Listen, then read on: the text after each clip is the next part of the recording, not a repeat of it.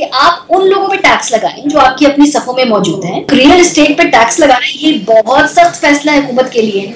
सख्त फैसले तो ये नहीं है कि आपने किसी का जो पेट्रोल का कीमत बढ़ा के अवाम पे बोझ डाल दिया, आप कुछ महीने बाद वो कम करके दोबारा एहसान चढ़ा देंगे, लोग हमारे बड़े भूले भूल जाएंगे। सख्त फैसला ये है कि आप उन लोगों पे टैक्स लगाएं जो आपकी अपनी सफों में मौजूद हैं और जो आपके फाइनेंसेस हैं, जिन्होंने इलेक्शन के अंदर आप लोगों के साथ जो है आप लोगों पे पैसा खर्चना है, लेकिन उन पे टैक्स लगाना कौमी मफाद में है। ये है वो सख्त फैसला जो अपने लिए इनको करना होता है, जो नहीं करते।